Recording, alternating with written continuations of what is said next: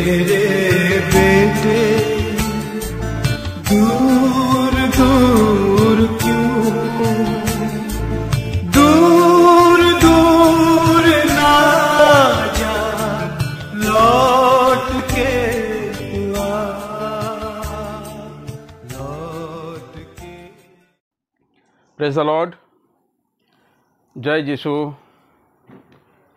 আমার সমস্ত খ্রিস্ট ভাই বোনেদের জানাই অনেক অনেক প্রীতি ও শুভেচ্ছা।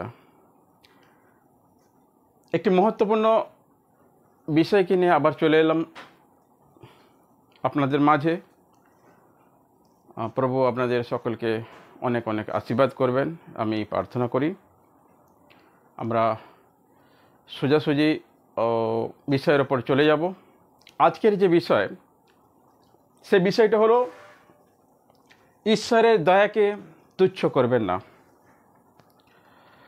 ঈশ্বর যে আমাদের উপর দয়া অনুগ্রহ করেছে, যাদের উপর প্রভু যীশু খ্রিস্ট তার নামকে প্রকাশিত করেছে, তার প্রেমকে দিয়েছে,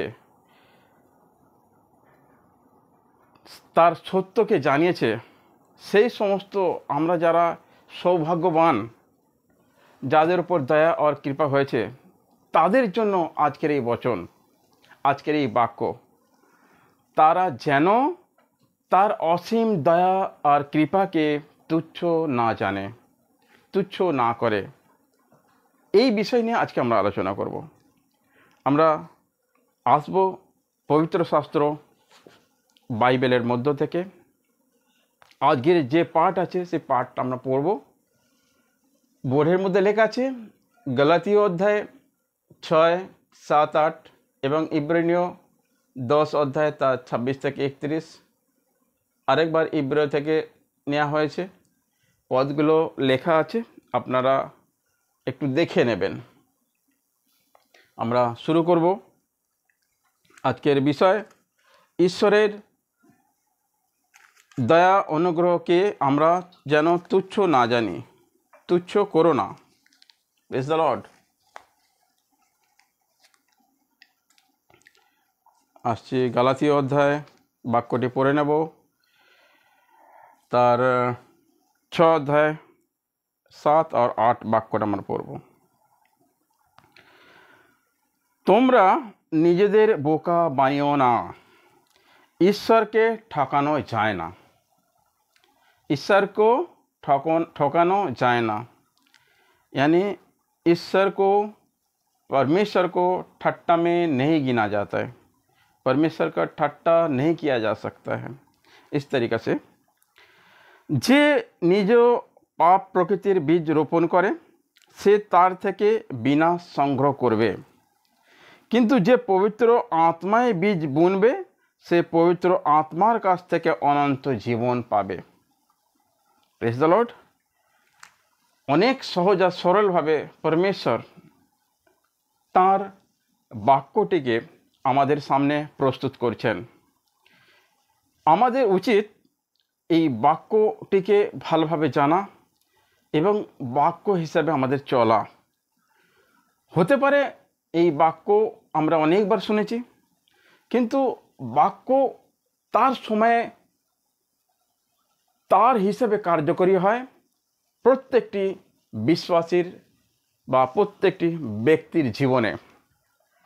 আমরা মানুষ, আমরা আমাদের ইচ্ছাতে, আমাদের প্রয়াসে কিন্তু কারো আমরা এক বিন্দু পরিবর্তন করতে পারি না। परमेश्वर पारे तार बाक्যের দ্বারায় সমস্ত মানুষের মন পরিবর্তন করতে। মানে সর্বসর্বা परमेश्वर प्रभु যিশু सब কিছু করতে পারবেন।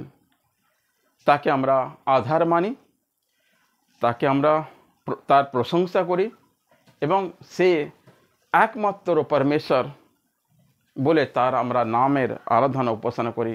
তার নামকে যেন আমরা সব সময়ের জন্য উঁচু উঠাতে পারি, রাখতে পারি। একটু প্রার্থনা করে নেব। ধন্যবাদ স্বর্গীয় দয়ালু পিতা परमेश्वर, মহান আশ্চর্য কাজ করে দেখিয়েছেন পরমেশ্বর প্রভু। আপনার যতই আমরা প্রশংসা করি, আমরা আপনার নামের প্রশংসা গুণগান যেটা আমরা বর্ণন করতে পারবো না, তবু জীবনের শেষ সময় পর্যন্ত, শেষ শ্বাস নেওয়া পর্যন্ত যেন আপনার নামের প্রশংসা করতে পারি। আমাদের জীবন থেকে, আমাদের মুখ থেকে যে স্তুতি আরাধনা প্রশংসা হবে, সেটা আমাদের হৃদয় থেকে যেন আমরা এই বলিদান আমরা দিতে পারি, উৎসর্গ করতে পারি। প্রভু, আজকে যে বাক্যটি আপনি এনেছেন, এই বাক্যটা আমি বিশ্বাস করি এটা একটা চেতাবনী, এটা একটা ওয়ার্নিং, কি যারা যারা আপনার বাক্যকে আমরা শুনেছি বা শুনছি, আমরা ভুলে না যাই আর এই বাক্যকে যথাযথভাবে, উপযুক্তভাবে সম্মান করি আর মেনে চলি, যেন এই বাক্যের বিরুদ্ধে আমরা কখনো না যাই, এই বাক্যকে যেন আমরা সরে ফেলে না দিই, এই বাক্যের ওপর যেন আমরা পায়ে মারিয়ে দলিত করে যেন আমরা না যাই, আর ঈশ্বরের ক্রোধ থেকে যেন আমরা দূরে থাকি, ঈশ্বরের ক্ষোভ, ঈশ্বরের যে শাস্তি, তা থেকে যেন আমরা দূরে থাকি। প্রভু আমাদের আশীষ করবেন, এই প্রার্থনা করলাম প্রভু যিশুর নামে। প্রভু আপনি শুনুন আর গ্রহণ করুন আর আমাদের সকলকে আশীর্বাদ করুন। আমেন। পরমেশ্বর প্রভু যিশু মহান, যার কোনো অন্ত নেই, সেই জীবন্ত পরমেশ্বর, অনন্ত পরমেশ্বর প্রভু যিশুর চরণে আমরা এসেছি তার বাক্য শুনতে। প্রভু আমাদের আশীষ করবেন, আমি বিশ্বাস করবি। আজকের বিষয়টি নিয়ে আমরা আলোচনা করব, চর্চা করব। আমরা যারা শুনছি, প্রভু আমাদের সকলের কান আত্মিক রূপে যেন খুলে দেয়, কানের দরজা যেন খুলে দেয় প্রভু, হৃদয়ের দরজা যেন খুলে যায়, তাকি আমরা যে বাক্যটা নিয়ে আমরা আলোচনা করব, সেই বাক্যটা সহজ আর সরলভাবে আমাদের কান দিয়ে প্রবেশ করে আমাদের হৃদয়ের মধ্যে বসে, আর সেখান থেকে আমাদের যেন বাক্যটি হৃদয়ের মধ্যে বসে থাকে। পরবর্তী সময়ে, আগামী দিনে চলতে চলতে কোনো দায় বিপদ এলে সেই বাক্যটাকে আমাদের হৃদয়ের মাঝখানে যেটা আমাদের জমানো আছে, সেই বাক্যটিকে আমরা তুলে ধরব, বাক্যটিকে আমরা ইয়াদ করব, আমরা স্মরণ করব এবং আমরা মুখের মধ্যে দিয়ে বলে সেটাকে আমরা প্রয়োগ করব। তাহলে কি হবে? শয়তানের যা কিছু চাল চলন, যা কিছু আওয়াজ, যা কিছু শব্দ, শয়তানের যে লড়াই যখন আমাদের সামনে আসবে, আমাদের সম্মুখ হবে, তার সঙ্গে আমরা এই বাক্যের দ্বারা আমরা লড়াই করতে পারবো। Praise the lord. সেই জন্যই তো সমস্ত বাক্য আমাদের বিশ্বাসীদের জন্য বাইবেল পবিত্র শাস্ত্রের মধ্যে স্থাপন করা হয়েছে। এই জন্য কি আমরা, এই শাস্ত্র হলো দুধারী তলবার, এটা হলো তলবার। লড়াই করতে গেলে এই বাক্য নিয়ে আপনাকে লড়াই করতে হবে। কারণ কি, দিয়াওয়াল সমস্ত পৃথিবীকে ঘিরে বেষ্টন করে আছে। বাইবেলের বাক্যে লেখা আছে পৃথিবী তার হাতের মুঠোয়, আর আমরা সেটা দেখতে পাচ্ছি। Praise the lord. তো সুতরাং লড়াইয়ে আমাদের নামতে হবে, তলোয়ার নিয়ে নামতে হবে। এই নিয়ে আরও অনেক বিষয় আছে, সেই বিষয়গুলো আমরা আগেও একটা বিষয় নেব, বড় বড় বিষয়, লড়াই কিভাবে করতে হবে। সুতরাং এখন আমরা যেটা দেখছি কি, আমাদের সচেতন হতে হবে, সাবধান হতে হবে, ঈশ্বরের দয়াকে আমরা যেন তুচ্ছ না করি। Praise the Lord. কী করতে হবে? আমাদের সাবধান হতে হবে, আমাদের লক্ষ্য রাখতে হবে, সাবধান। Praise the lord. ঈশ্বরের বাক্যের বিরুদ্ধে যেন আমরা না যাই। বাক্যগুলো পড়ব আমরা। ইব্রিয় 10 অধ্যায় 26 থেকে 31 পড়ব। এখানে এইভাবে লেখা আছে বাক্যের বিষয়ে, সত্যের জ্ঞান লাভের পর যদি আমরা ইচ্ছাকৃতভাবে পাপ করি, করে চলি, তবে সেই পাপের জন্য বলিদান উৎসর্গ করার মতো আর কিছু অবশিষ্ট থাকে না। আমরা যদি পাপ করে চলি, তবে বিচারের জন্য সেই ভয়ঙ্কর প্রতীক্ষা আর প্রচণ্ড ক্রোধাগ্নি সমস্ত ঈশ্বর বিরোধীকে গ্রাস করবে। কেউ যদি মসির দেওয়া বিধি ব্যবস্থা লঙ্ঘন করত, তবে 2 কিংবা 3 সাক্ষীর সাক্ষ্য প্রমাণে নিষ্ঠুরভাবে তাকে হত্যা করা হতো, তাকে ক্ষমা করা হতো না। ভেবে দেখো, যে লোক ঈশ্বরের পুত্রকে ঘৃণা করেছে, চুক্তির যে রক্তের মাধ্যমে সূচি হয়েছিল তা তুচ্ছ করেছে, আর যিনি অনুগ্রহ করেন সেই অনুগ্রহের আত্মাকে অপমান করেছে, হ্যাঁ, নতুন চুক্তির রক্তকে যে অবমাননা করেছে, সেই ব্যক্তির কতই না ঘোরতর শাস্তি হওয়া উচিত। Praise the lord. বহুত বহুত কঠিন শব্দ ঈশ্বর আমাদের সামনে রেখেছেন, তার কারণও আছে, আমরা আগে জেনে নেব। পড়ছি, তাদের আমি শাস্তি দেব, তাদের প্রতিফল দেব। ঈশ্বর আবার বলেছেন, প্রভু তার লোকদের বিচার করবেন। জীবন্ত ঈশ্বরের হাতে পড়া পাপী মানুষের পক্ষে ভয়ঙ্কর বিষয়। ধন্যবাদ করছি পরমেশ্বর। প্রভু, আপনার পথে চলা, সত্যকে জানা, এটাই আমাদের সকল বিশ্বাসীদের কাম্য হোক, এটা আমি চাই। কিন্তু আপনার সমস্ত গুণ, আপনার ভালোবাসা, আপনার দেয়া উপহার, আপনার রাস্তায় চলা ব্যক্তি যে একদিন পাপের মধ্যে ডুবেছিল, তাকে যখন আপনি উদ্ধার দিয়েছেন, যে একদিন শয়তানের চালেতে সমস্ত কিছু হারিয়ে বসেছিল, তাকে আপনি দিয়েছেন। যে শয়তান শক্তির বন্ধনে পাগল হয়েছিল, তাকে আপনি সঠিকভাবে নতুন জীবন দিয়েছেন, আনন্দ হাসির জীবন দিয়েছেন। যে চোরি করত, ডাকাতি করত, তাকে সত্যর পথে দেখেছেন, শিক্ষার আলোয় সে জয়বন্ত হয়েছে। যার কাছ থেকে সব কিছু ছিনিয়ে নেওয়া হয়েছিল, তাকে আপনি নতুন করে দিয়েছেন।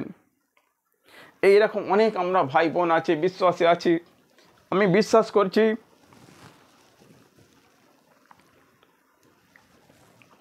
যারা শুনছেন, যারা প্রভুতে এসেছেন, সবার জীবনে প্রভুর অনেক দয়া আর অনুগ্রহ করেছে প্রভু। কেউ বলতে পারবে না কি আপনার কাছে প্রভুর কোনো ঋণ নেই, আপনার কাছে প্রভুর কোনো উপকারিতা আপনি পাননি। সকলকে প্রভু আশীষ করেছেন, আমি বিশ্বাস করি। আমার জীবনে তো এরকমই প্রভু আশীষ করেছেন। আর আজকের দিনে প্রভু আপনাদের মাঝখানে এনেছেন এই বাক্যগুলো যেন আমরা শেয়ার করতে পারি। প্রভু অনেক দয়াবান। কিন্তু প্রভু মাফ করবেন, কিন্তু প্রভুর আজকের যে বিষয়, প্রভুর তুমি সুস্বাদ আপনি টেস্ট করেছেন, চেখে দেখেছেন, আর সেটা সুন্দর মনে করেছেন। তারপরেও প্রভু সত্য জেনেও আপনি প্রত্যেক বচনের বিরুদ্ধে আপনি কাজ করেছেন। সেই যে কাজ করা, সেইটাকে সাবধান করার জন্যে প্রভু পরমেশ্বর আজকের বাক্যটিকে গলাতীয় অধ্যায় 6 তার 7-8 বাক্যের মধ্যে এবং বিভিন্ন আরও যে পংক্তি থেকে উনি এই বাক্যগুলোকে আজকে তুলে ধরেছেন। এটা আমাদের সকলের জন্য একটা চেতাবাণী, একটা সতর্ক বাণী, একটা ওয়ার্নিং। আমি নিশ্চয়ই জানি অনেক মানুষ হয়তো ভুল ক্রমে, অনেকে হয়তো না জেনে এবং কোনো কারণে হয়তো প্রভু আপনার বাক্যের বিরুদ্ধে কিছু কাজ করেছে, অন্যায় করেছে, আপনি তাদের ক্ষমা করে দেবেন। কারণ সত্যি সত্যি আপনার ক্রোধ যার ওপর পড়বে, বাক্য যেটা বলছে কি জীবন্ত পরমেশ্বরের হাতে পড়া অনেক ভয়ানক। মাফ করবেন। তো আমরা সবাই অ্যালার্ট থাকবো, সচেতন থাকবো আপনার বাক্যের প্রতি। আপনি দয়া করবেন প্রভু। ইউটিউবে যারা সমস্ত ভাই বোনেরা আমার শুনছে, সকলের হৃদয়েতে আপনার বাক্যের প্রাধান্য হতে থাকুক, বাক্যের মর্যাদা ফিরে আসুক। প্রভু আপনি আশীষ করবেন। তো বাক্যটা আরেকবার আমরা দেখে নেব, যেখানে লেখা আছে, সত্যের জন্য জ্ঞান লাভের পর যদি আমরা ইচ্ছাকৃতভাবে পাপ করে চলি, তবে সেই পাপের বলিদান উৎসর্গ করার মতো আর কিছু অবশিষ্ট নেই। মানে আপনি যখন সংসারের মধ্যে পাপের মধ্যে ঘুরে বেড়াচ্ছিলেন, আপনার কোনো অস্তিত্ব ছিল না। হতে পারে সংসারের সমাজের একটা দাবাব প্রেসারে ছিন্ন ভিন্ন হয়ে গেছেন, ঘর বাড়ি নেই, কেউ দেখেনি, কোনো মানুষ তাকে সাহায্য করতে আসেনি। পরমেশ্বরের অসীম দয়া কৃপা, কেউ হয়তো আপনার কাছে একটা সন্দেশ এনেছে আর বলেছে, দাদা ভাই বোন আপনি এই দুর্দশার মধ্যে আছেন, একজন আছে তিনি আপনার সমস্ত দুঃখ কষ্টের ভার বহন করে নিতে পারবে। শুধু মন প্রাণ দিয়ে তাকে একটু ডেকে নেওয়া। হয়তো তা আপনার কাছে এই সুসংবাদ এনেছে, আর সেটা বিশ্বাস করেছেন, আর আপনি এই জ্যোতিতে এসেছেন, প্রভু যিশুর কাছে এসেছেন, আর তার রাস্তায় চলছেন। কিন্তু হয়তো আপনার যা কিছু জরুরত, আপনার যেটা প্রয়োজন সেটা মিটে গেল। এমন ক্ষেত্রে, অনেক ক্ষেত্রে দেখা গেছে সমস্ত কিছু পাওয়ার পর, প্রভুর নামে জয় জয়কার করার পর, আবার সে যেখান থেকে এসেছিল সেখানে ফিরে গেছে, এবং সেই সমস্ত জিনিস, সেই সমস্ত কাজ সে করেছে যেটা প্রভুর চোখে, প্রভুর নজরে, প্রভুর বাক্যের বিরুদ্ধে হয়েছে।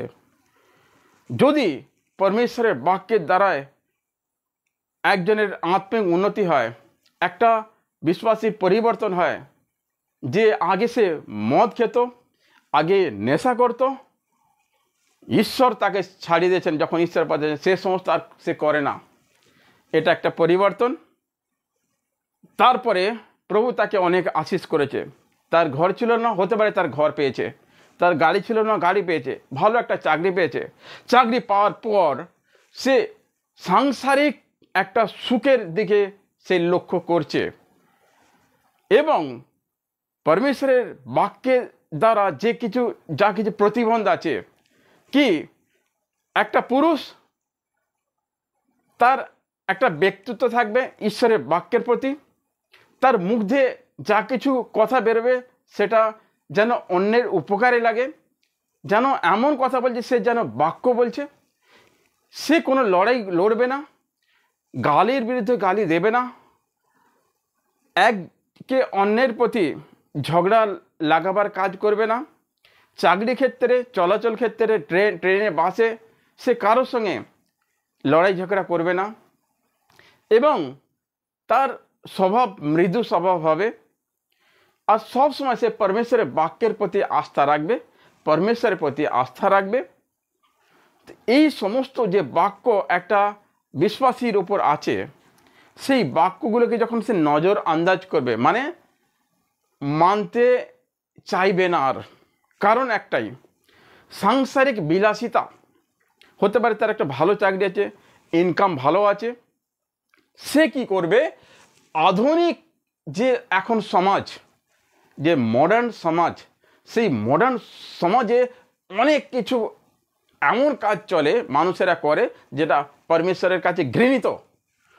তো সেই দিকে সে অগ্রসর হবে, লালসা করবে, হয়তো একটা পার্টি রাখবে সেখানে, সেই পার্টির মধ্যে বিভিন্ন ধরনের যে নেশার ব্যাপার থাকে, কি কি বলবো আমি, এখন যেটা ঘটে সবাই আপনারা জানেন, মদ খাওয়া হোক বা বিভিন্ন নেশা, তার মধ্যেতে যে সে মেতে যাওয়া, তার যে পোশাক পরিচ্ছেদ, নিজের কি বলে বডিকে খুলে রাখা, অসভ্য আচরণ, অসভ্য বস্ত্র পরা, চুলের মধ্যে এখন বিভিন্ন ধরনের কাটিং আছে, সে কাটিং করে তাকে লোকের সামনে তাকে নিজেকে প্রদর্শন করা, অঙ্গ প্রদর্শন বলে। এটা স্ত্রী এবং পুরুষ দুজনের ক্ষেত্রে আছে, যেটা পরমেশ্বরের বিরুদ্ধে। আমি এই জন্যই আমি বলছি, আমি পরমেশ্বরের বাক্যকে আমি জানি, যেটা সত্য, সত্যের প্রচার আমায় করতে হবে। অঙ্গ প্রদর্শন হলো শয়তানের পক্ষ থেকে। এখন মানুষের বিভিন্ন জায়গায় দেখছি ট্যাটু লাগিয়ে হয়ে আসছে। ট্যাটু কোথা থেকে এসছে? শয়তানের থেকে এসছে 100%। তো কোনো বিশ্বাসী সে নিজেকে প্রদর্শন করার জন্য, ছেলে হোক মেয়ে হোক, ছোট হোক বড় হোক, বুড়ো হোক, কেউ যদি হয়, সে যদি হাতে একটা ট্যাটু লাগিয়ে এইভাবে ঘোরে, কিংবা আদার্স চেন বাগার আর অনেক কিছু নিজেকে সুসজ্জিত করার জন্য যে সমস্ত সামগ্রী, যে সমস্ত বস্তু আছে, সেইগুলোকে পরিধান করে যদি সে মানুষের সামনে, সমাজের সামনে নিজেকে আগে করতে চায়, এইগুলো ডেফিনেট পরমেশ্বরের বাক্যের বিরুদ্ধে। আর সেটাই আজকে বোঝাতে চাইছে পরমেশ্বরের বাক্য দিয়ে। যদি পরমেশ্বরের বাক্য থেকে তুমি উদ্ধার পেয়েছো, পরমেশ্বরের বাক্য থেকে নিজের পরিবর্তন হয়েছে, তোমার সুখ সমৃদ্ধি এসেছে, আত্মিক উন্নতি হয়েছে, তুমি পরমেশ্বরের ভালোবাসাকে জেনেছো, তাহলেও যদি শয়তানের রাজ্যের যে সমস্ত কাজকর্ম, শয়তানের যে সমস্ত কাজকর্ম, সেইগুলোকে যখন তুমি গ্রহণ করে নিজেকে আলাদা কিছু একটা প্রমাণ করতে চাও, নিশ্চয়ই পরমেশ্বরের বাক্যের বিরুদ্ধে এটা কাজ। এবং পরমেশ্বরকে, ইয়েশুকে আবার আপনি ক্রুশে চড়িয়ে দিলেন। বাক্যের মধ্যে লেখা আছে, যিশুকে, তার বাক্যকে পায়ে মারি দেওয়ার মতন এই সমস্ত ঘটনা, এই সমস্ত কার্য, এইগুলো থেকে আমাদের বিরত থাকতে হবে, আমাদের সাবধান হতে হবে। প্লিজ আমাদের অনেক সচেতন হতে হবে। যারা হয়তো ডিটেলস জানে না, বাক্য সব পড়েনি, হতে পারে প্রভু তাদের উপর দয়া করবে। কিন্তু এখানে বাক্য এটা বলছে, যারা, বাক্যটা এইভাবে বলছে, যারা সব কিছু জানে, সব কিছু বাক্যকে পড়েছে, প্রভু দয়াকে জেনেছে, তার আশীষ পেয়েছে, তারা যদি ফির আবার ওই পিছন দিকে যায়, তাহলে তার যে অপরাধ, তার যে গুনাহ, তা যে পাপ, সেইটা আর কোনো রাস্তা নেই যে তাকে মাফ করে দেওয়া যাবে। Praise the lord. যদি একটা মানুষ, সে কোনোদিন যিশুর সম্পর্কে জানে না, সংসারে এরকম অনেক লোক আছে যারা মূর্তি পূজা করে বা বিভিন্ন ধরনের আরও কাজকর্ম করে, যারা প্রভুকে জানে না, তারা যদি প্রভু যিশুর নামে গালাগালিও দেয়, তবুও সেটা ক্ষমা করবেন প্রভু।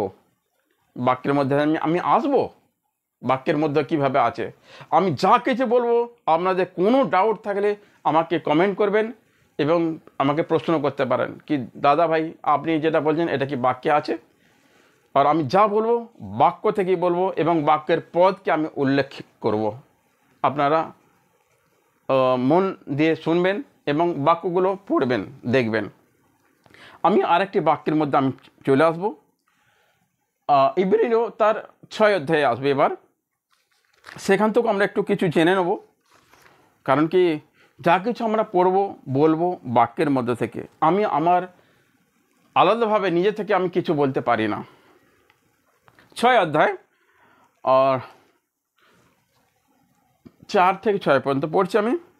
যারা একবার অন্তরে সত্যের আলো পেয়েছে, স্বর্গীয় দানের আস্বাদ পেয়েছে ও পবিত্র আত্মার অংশীদার হয়েছে, আর ঈশ্বরের বাক্যের মধ্যে যে মঙ্গল নিহিত আছে তার অভিজ্ঞতা লাভ করেছে।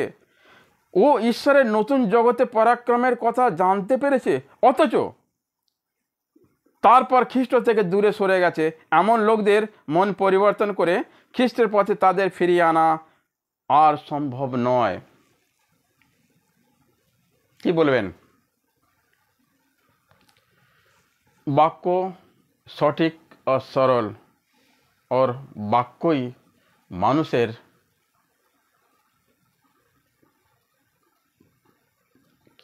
পরীক্ষা করে এবং জাজমেন্ট বাক্যই আছে, ন্যায় বিচার বাক্য করে। Praise the lord. কারণ তারা ঈশ্বরের পুত্রকে অগ্রাহ্য করে তাকে আবার ক্রুশে দিচ্ছে ও সকলের সামনে তাকে উপহাসের পাত্র করেছে। আর কি ডিটেলস জানবো? কি পরমেশ্বরের বাক্যকে যদি আমরা অসম্মান করি, তার মানে যিশুকে আবার ক্রুশে চড়ানো হলো। নিষ্পাপ নিষ্কলঙ্ক পবিত্র জন প্রভু যিশুকে যারা ইসরায়েলেতে ক্রুশে দিয়েছিল, তিনি কি কোনো অপরাধ করেছিলেন?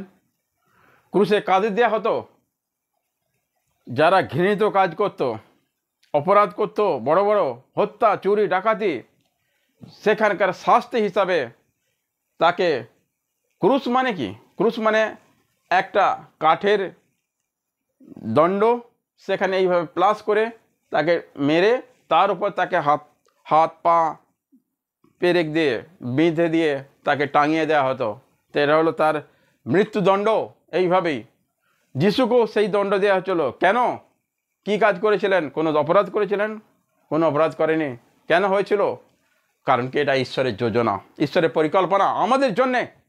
আমরা যারা সমস্ত পৃথিবীতে পাপে ভরে গেল, পাপ থেকে উদ্ধার করার জন্য যিনি ঈশ্বর, যিনি সব কিছু সৃষ্টি করেছেন, সেই সৃষ্টিকর্তার রক্ত ছাড়া কারো উদ্ধার নেই।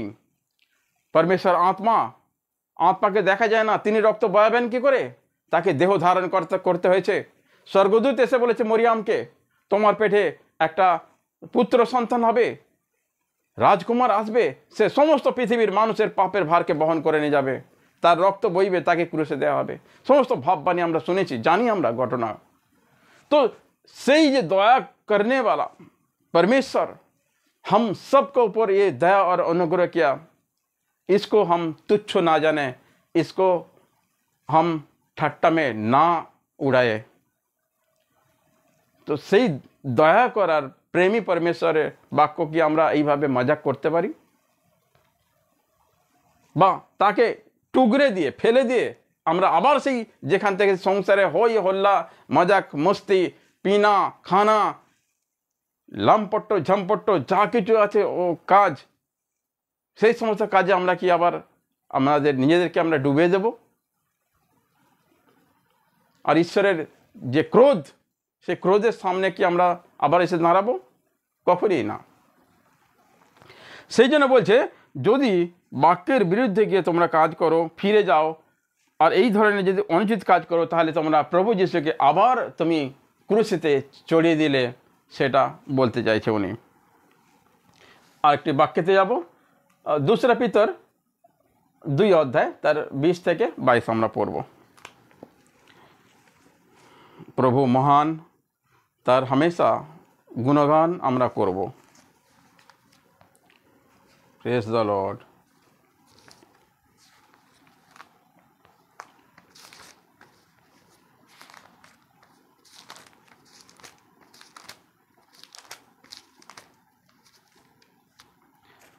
দুই পিতর 6 তার 20 আর 22 পড়ছি। যারা আমাদের প্রভু ও ত্রাণকর্তা যীশু খ্রিস্ট সম্পর্কে জ্ঞান লাভ করে সংসারে অসুচি বিষয়গুলো থেকে মুক্ত হয়েছিল, তারা যদি তাদের পুরানো পাপের জীবনে ফিরে যায়, তবে তাদের পরের অবস্থা আগের অবস্থা থেকে আরও খারাপ হবে। বাক্য কি বলছে? যদি যারা আমাদের প্রভু ত্রাণকর্তা যীশু খ্রিস্ট সম্পর্কে জ্ঞান লাভ করে সংসারের অসুচি বিষয়গুলো, অসুচি বিষয় সবাই জানে অসুচি কী বিষয় আছে। Praise the lord. আমি আগে বললাম তার তার বলা চলা, তার পোশাক পরিচ্ছেদ, তার আওভাব, তার বর্তাব, তার অন্য মানুষের সঙ্গে তার ব্যবহার কেমন, তার নেশা ভাঙ, তার গালাগালি, এই যে সমস্ত যে ব্যাপার আছে, যে তার পার্টি করা, তারপরে তার ট্যাটু লাগানো, তার চুলকে একদিকে এক কালার, একদিকে আর এক কালার, বা বিভিন্ন ধরনের ফ্যাশনের মধ্যে ডুবে যাওয়া, এইসব বলে অসুচি। তো বলছে লাভ, যদি অসুচি বিষয়গুলো থেকে মুক্ত হয়েছিল, তারা যদি তাদের পুরনো পাপের জীবনে ফিরে যায়, তবে তাদের পরের অবস্থা আগের অবস্থা থেকে আরও খারাপ হবে। আমি বলছি না, ঈশ্বর বলছেন, বাক্য বলছেন। যারা প্রভুতে চলছেন, বি কেয়ারফুল। চলার রাস্তা থেকে আবার যদি পিছে মোড়েন, সেই দুনিয়া, সংসার, লোভ, লালসা, অহংকার, গন্দে বাতে, গন্দে চিজো, এর মধ্যে যদি যায়, তাহলে কি হবে? অসহ্য বসতে গেলে সে তার যে অবস্থা ছিল তার থেকে আরও খারাপ অবস্থা তার এসে যাবে। ওই জন্য সাবধান হতে হবে। যে পবিত্র শিক্ষা তারা লাভ করেছিল, তারা যদি সেই পবিত্র শিক্ষা থেকে সরে যায়, তবে তাদের পক্ষে সেই সত্য পথ না জানাই ভালো ছিল। একটি প্রবাদ আছে, কুকুর ফেরে নিজের বমির দিকে এবং শুয়োরকে স্নান করালেও সে আবার যায় কাদায় গড়াগড়ি দিতে। দেখুন, শাস্ত্রের মধ্যে লিখেছে, শাস্ত্রের মধ্যে লিখেছে কুকুর ফেরে নিজের বমির দিকে। এর মানে কি জানেন? এর মানে হলো, আমি নর্মাল বলছি, যে সবই কুকুর দেখি আমরা আমাদের আশেপাশে। কুকুর তারা বমি করে, সেই বমিটাকে কিন্তু আবার চেটে চেটে খেয়ে নেয়। তো আমাদের বিশ্বাসের সঙ্গে কি সম্পর্ক এই কথাটার? এই প্রবাদ বাক্যটা বাইবেলে কি এমনি এমনি দিয়েছে? এমনি এমনি দেয়নি। এটার এই অর্থ হলো, একটা পাপী মানুষ যখন সে প্রভুর কাছে আসে, দেখবেন অনেক জায়গায় প্রার্থনা সভা হয়, এবং প্রার্থনা তার মাথায় হাত রেখে তাকে যখন প্রার্থনা করে, তার মধ্যে অসুচি আত্মা, ভূত প্রেত, যা কিছু বলো, যেটা শয়তানিক শক্তি, দিয়াবলের শক্তি তাকে যে ধরেছিল, চেপে ধরেছিল, তার মধ্যে যে খারাপ খারাপ কাজ, খারাপ খারাপ কথাবার্তা বলা, বা খারাপ পাপ করা, পাপের স্বভাব থাকা, নেশা ভাঙ করা, এই সমস্ত যে ব্যাপারগুলো আছে, তো তাকে পাগল করে রাখা। যখন প্রার্থনা করবে, যখন প্রভু যিশুর নামে, সে তখন কি শয়তান তাকে দুষ্ট আত্মা ছেড়ে চলে যায়, আর সে ভালো হয়ে যায়, ভালো কথা বলতে জানে, ভালোভাবে ব্যবহার জানে, লোকের সঙ্গে প্রেমের সঙ্গে থাকে, তার একটা জীবন পরিবর্তন হয়ে যায়। কিন্তু যদি সে এই আলো থেকে ছেড়ে ফির অন্ধকারে যায়, এবং যেখানে যা কিছু করতে আগে সেই কাজগুলি করে, তাহলে সেই কুকুরের মতন হলো সে। এইটা প্রভু বলছেন, তার মধ্যে উদাহরণ দিয়ে তার সঙ্গে তুলনা করছেন। সেই কুকুর সে আবার চাঁটতে গেছে সেইটাই, যেটা থেকে এসেছে। ওই জন্য এখানে বলে যে কুকুর। Praise the lord. শুয়োর তার স্বভাব হচ্ছে সেই কাদা মাটির মধ্যে তাকে ডুবে থাকা, নোংরা, একদম পচা জল, খারাপ গন্ধগি, নোংরা, সেই জলেতে ডুবাডুবি করবে, খেলা করবে, খাবে দাবে, আবার ডুববে, তো সে স্বভাব। কিন্তু সেখান থেকে যদি তাকে তুলে এনে স্নান করানো নেয়, সাবান, শ্যাম্পু, ভালো পারফিউম তাকে লাগিয়ে নেওয়া হয়, সে কী করবে? সে আবার ছুটে চলে যাবে সেই কাদার জলে। ওই জন্য বলছে, এখানে বলছে শুয়োরকে স্নান করালো, সে আবার যায় কাদায় গড়াগড়ি দিতে। তো আমরা মনে করি আমরা তাদের মধ্যে নয়, আমরা শুয়োরের মধ্যে যাব না, আমরা কুকুরের মধ্যে যাব না। প্রভু আমাদের মধ্যে যে দয়া করেছেন, সেই দয়া নিয়ে আমরা আগে বেড়ে চলে যাব। আমরা হারবো না, আমরা পিছিয়ে হাঁটবো না। আগের একটা ভিডিওতে যে আমি বলেছিলাম, প্রভু যিশুর পিছনে অনেক লোক চলবে, কিন্তু অনেক লোক যেতে পারবে না, অনেক যাবে। আমরা যাবার দলে। Praise the Lord. আবার আপনাদের আমি উৎসাহিত একবার করলাম, পিছিয়ে হাঁটবো না, আমরা প্রভুর এতে যাব। যাই হোক না, প্রভু আমাদের সাথে আছে, প্রভু আমাদের সঙ্গে আছে। তিনি वायदा করেছেন আমাদের সঙ্গে कि जीवन का अंत तक मैं तुम्हारे साथ रहूंगा। ये कोई मामूली बात नहीं है, परमेश्वर का वचन है ये। Praise the Lord. तो আমরা पीछे हटबो ना, प्रेज द लॉर्ड, न turning back. Praise the Lord. चलिए आगे जाते हैं। और সময় তো অনেক কম আছে, বিষয়গুলো বড়, তাই জন্য একটু অসুবিধা হচ্ছে পুরোপুরি বোঝানো। তবু আরেকটি বচন আমরা দেখে নেব সেখানে কি লেখা আছে। মতি অধ্যায় যাব আমরা, 12 ও 43 থেকে 45 পড়ব। একটু তাড়াতাড়ি করার চেষ্টা করছি, বিষয়গুলো বড়, সেই জন্য একটু টাইম লাগছে। মতি আর সেখানে 12 অধ্যায় 43 থেকে 45 পড়ব। যখন কোনো দুষ্ট আত্মা কোনো মানুষের মধ্য থেকে বের হয়ে যায়, তখন সে জলহীন শুকনো অঞ্চলে বিশ্রাম পাওয়ার জন্য ঘোরাঘুরি করতে থাকে, কিন্তু তা পায় না। তারপর সে বলে, আমি যে ঘর ছেড়ে বেরিয়ে এসেছি সেখানে ফিরে যাব। আর ফিরে এসে দেখে সেই ঘর খালি পড়ে আছে, পরিষ্কার ও সাজানো আছে। পরে সেই গিয়ে তার থেকে আরও খারাপ অন্য 7টা দুষ্ট আত্মাকে সঙ্গে করে নিয়ে আসে। তারপর তারা সকলে সেখানে গিয়ে বাস করতে থাকে। তাতে সেই লোকটার প্রথম অবস্থা থেকে শেষ অবস্থা আরও খারাপ হয়ে ওঠে। এই যুগের মন্দ লোকরা অবস্থার সেই রকম হবে। Praise the Lord. আবার বাক্য আমাদের কাছে আর এবার খোলাখুলিভাবে কথা বলে দিল, যদি কোনো দুষ্ট আত্মা কোনো মানুষের মধ্যে থেকে বেরিয়ে যায় এবং সেই মানুষ যখন ভালো হয়ে যায়, আবার যদি সে বাক্যের মধ্যে যদি না চলে, তাহলে কি হবে? সেই দুষ্ট আত্মা যখন বেরিয়ে যায়, সে খুঁজতে থাকে, এবার আমি কোথায় যাব, কোথায় গিয়ে বসবো, এমন কোনো মানুষ আছে যেখানে গিয়ে ঢুকে আমি আমার কাজ করতে পারবো, আমার বদমাইশি, আমার খারাপ গুণকে আমি প্রকট করব, বার করে দেব, আমি তাকে নেশায় ফেলে রাখবো, তাকে নারীতে আসক্ত করব, তাকে খারাপ গালাগালি দেওয়ার জন্য উৎসাহিত করব। সেই রকম জায়গা সে খুঁজতে থাকে, কোথায় যাব। এইবার কি হবে? যে দুষ্ট আত্মা ও যার মধ্যে থেকে বেরিয়ে গেছে, সেই ব্যক্তি যদি আবার খারাপ আচরণ করতে শুরু করে, প্রভুর থেকে যদি দূরে সরে যায়, সেই আত্মা ঘুরে ফিরে এসে আবার দেখবে কি, আরে এই জায়গাটা তো খালি আছে, এখান থেকে তো আমি বেরিয়ে গেছিলাম, বাস এই জায়গাটাকে আমি এবার কবজা করে নেব। বাইবেল বলছে ও একা নয়, এবার যখন আসবে ঘুরে আরও 7 আত্মাকে নিয়ে আসবে।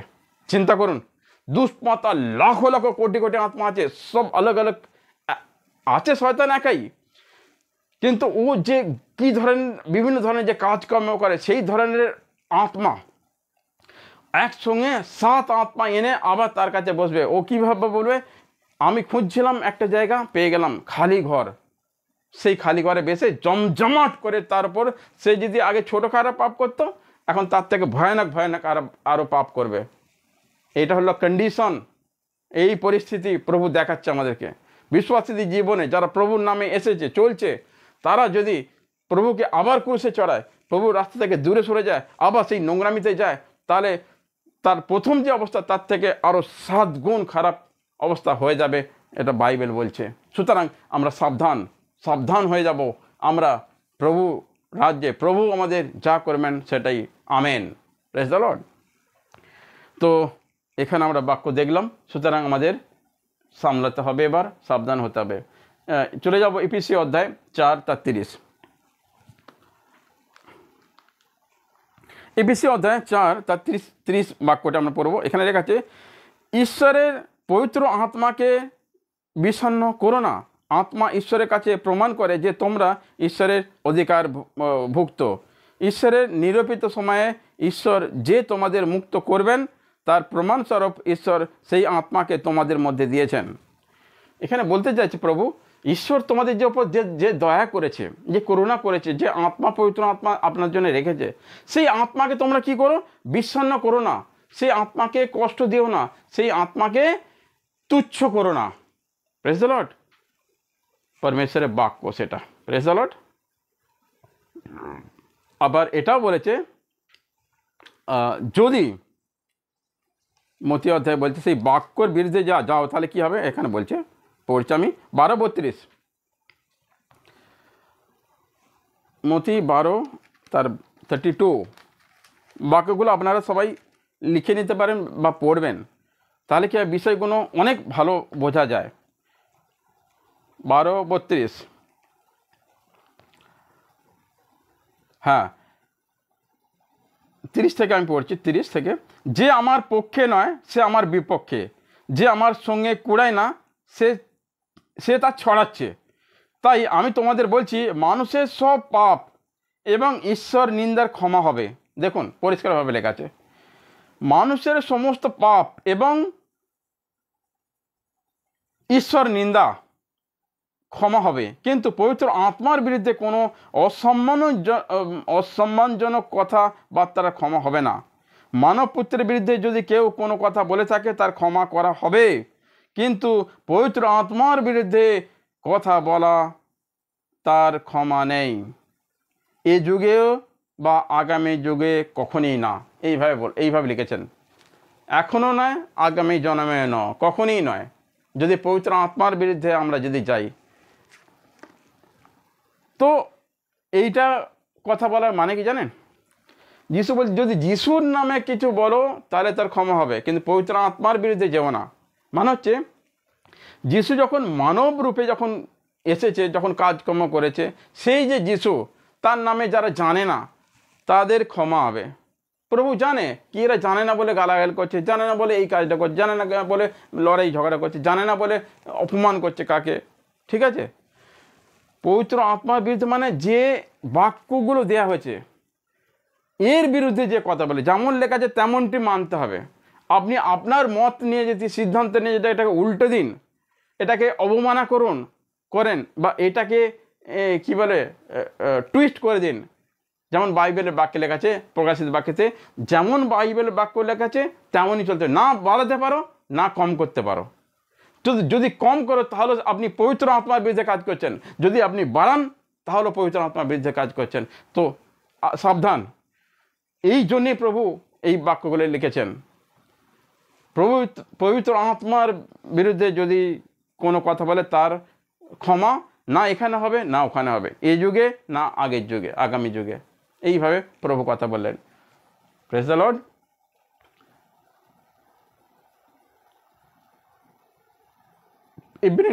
ইব্রিয় 3 তার 7-8 বাক্যটি আছে, আরেকবার দেখে নেব সেখানে প্রভু কি বলছে। 3:7, হ্যাঁ বলছে, তাই পবিত্র আত্মা যেমন বলছেন, আজ তোমরা যদি ঈশ্বরের রব শোনো, অতীত দিনের মতো হৃদয় কঠোর করো না। যেদিন তোমরা ঈশ্বরের বিরুদ্ধে বিদ্রোহ করেছিলে সেদিন তোমরা প্রান্তরে ঈশ্বরের পরীক্ষা করেছিলে। সেই প্রান্তরে তোমাদের পিতৃপুরুষেরা 40 বছর ধরে আমার সমস্ত কীর্তি দেখতে পেয়েছিল, তবু তারা আমার ধৈর্যের পরীক্ষা করলো। তাই আমি জাতির উপর ক্রুদ্ধ হলাম ও বললাম, এরা সব সময় ভুল চিন্তা করে, এই লোকেরা কখনো আমার পথ বুঝলো না। তখন আমি ক্রুদ্ধ হলাম এবং শপথ করলাম তারা কখনই আমার বিশ্রাম স্থানে প্রবেশ করতে পারবে না। আরেকবার তিনি আমাদের সামনে সেই চেতাবনীটা রাখলেন, সেই ওয়ার্নিং দিলেন কি আজকে তোমরা যারা শুনছ, তো পবিত্র আত্মাকে তোমরা শোকিত করো না। পবিত্র আত্মাকে তোমরা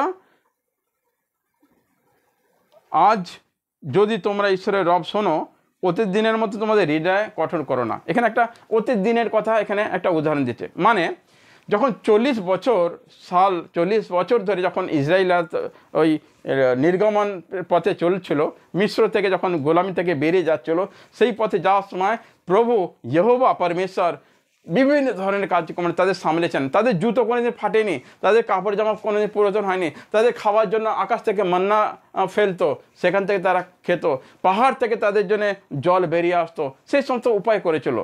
তবুও তারা অনেক আনাকানি করতো, হাটিলাপন করতো, মনের ভেতর তারা অনেক কুচিন্তা রাখতো। ওই জন্য এখানে বলছে তাদের মতন যেন তোমরা করো না যারা পিছিয়ে যে চলে গেছে। সেরম যেন করো না। সুতরাং কী করতে হবে আমাদেরকে সাবধান হতে হবে, পরমেশ্বরের বাক্যকে আমাদেরকে প্রধান স্থান দিতে হবে, তার ইজ্জত তার সম্মান আমাদের রাখতে হবে, প্রভুর উপর ভরসা রাখতে হবে, প্রভুই সব কিছু। পৌলো বলছে আমি যা কিছু এই সুসমাচারটা রাখলাম, এগুলো আমি যতগুলো বাক্য পড়লাম সব পৌলের লেখা নতুন নিয়মে। Praise the lord. তো আমার যে পরিশ্রম যেন ব্যর্থ না যায়, তো তোমরা দেখবে সেই পরিশ্রম যে আমি করছি, তোমরা যদি ঠিকভাবে চলো তাহলে আমি সার্থক। এইভাবে সাধু পৌল বললেন। তো বিষয়টি সবার কাছে একদম খোলাখুলি হয়ে গেছে, আপনারা বুঝবেন আর চলবেন। প্রার্থনা করবেন, মনে হয় যেন আমি পারবো না, কঠিন লাগবে, প্রভু কিন্তু পারবে। আপনি যদি দিল থেকে মন থেকে যদি বলেন প্রভু এই সংসার সমাজের মতো নয়, পরন্তু প্রভু যিশুর যারা সন্তান, যারা ছেলে মেয়েরা, তাদের জন্য আলাদাই আপনি রেখেছেন কিছু, সেইভাবে চলার জন্য আমাদেরকে সহায়তা প্রদান করুন। পরমেশ্বর নিশ্চয়ই শুনবেন। আমি এখানে সমাপ্ত করছি। আপনাদের সকলকে প্রভু আশীর্বাদ করবেন, ভালো থাকবেন, সুস্থ থাকবেন। God bless you. Praise the lord. Hallelujah.